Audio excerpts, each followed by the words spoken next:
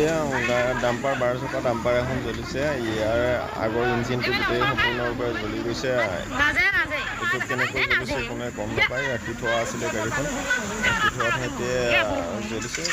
যোৱাকালি গাড়ীখন চলাই আনি ইয়াতে ৰাখি থৈ দিছিলে। ইয়াতে থাকে প্ৰায়ভাগ গাড়ীটো। ইয়াত কেনেকৈ ইঞ্জিনটো জ্বলিছে সেইটো কোনোৱে গম নাপায়। ইঞ্জিনত ডাউডকৈ জ্বলি উঠিছে। আৰু বৰংগাবাৰী গাঁৱৰ কাউপৰি চুবুৰী মঙলদৈ সমষ্টি ফায়াৰ ব্ৰিগেড আহিলে আৰু ফায়াৰ ব্ৰিগেডে পানী মাৰিলে। পানী মৰাৰ পিছত যিটো সম্পূৰ্ণ নিৰ্বাপন হ'ল। আৰু এতিয়া ফায়াৰ ব্ৰিগেডে আৰু পানী মাৰিব, কাৰণ জুইটো আৰু থকা যেন লাগিছে, থোৱাই আছে গাড়ীখন। গতিকে আৰু এবাৰ পানী মাৰি দিব। আৰু ৰাইজে পানী মাৰিছিল মটৰৰ পানী মাৰিছে আৰু বালি মাৰা হৈছে। গতিকে তেনেকৈ জুইটো প্ৰায় নুমাইছিলে। আৰু ফায়াৰ ব্ৰিগেডে মাৰাৰ পিছত সম্পূৰ্ণ নুমাই গৈছে, কিন্তু আকৌ ধোঁৱা ওলাই থকাৰ কাৰণে আৰু মাৰি দিব ফায়াৰ ব্ৰিগেডে।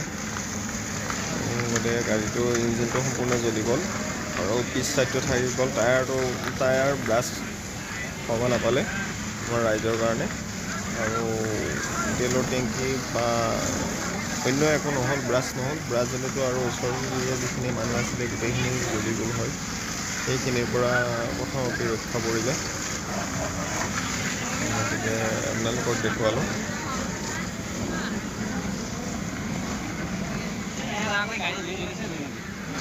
তো আমাৰ ৰাইজে যদি পানী নামাৰিলে হয়, গাড়ী আহি পোৱালৈকে খবৰ দিওঁতে, গাড়ী আহোঁতে যিখিনি টাইম লাগে সেই টাইমখিনি মোটামুটি গাড়ী সম্পূৰ্ণ ধ্বংস হৈ গ'ল। কিন্তু গাড়ীটো বাচি গ'ল বাকী পিছ চাইডটো। আগৰ ইঞ্জিনটো সম্পূৰ্ণকৈ গৈছে, কিন্তু টায়াৰবিলাক জুই লাগিব নাপালে আমাৰ ৰাইজে সজাগ হোৱাৰ কাৰণে। আৰু এই ঘৰটো ওচৰতে আছিলে। যদি অকস্মাত ব্লাষ্ট হৈ গ'ল হয়, তেতিয়াহ'লে এই ঘৰটো আৰু সম্পূৰ্ণৰূপে গ'ল হয়। আৰু ওচৰত আৰু বহুখিনি আছিলে, আৰু ক্ষতি নোহোৱাকৈ গাড়ীখন জুইটো নিৰ্বাপন কৰা হ'ল। পানী মাৰাৰ পিছতো আকৌ ধোঁৱা ওলাইছে ওপৰত। মানে এইটো পিছ মাজৰ যিটো গেপছ আছে ডাম্পাৰৰ, সেইটোত আকৌ ধোঁৱা ওলাইছে।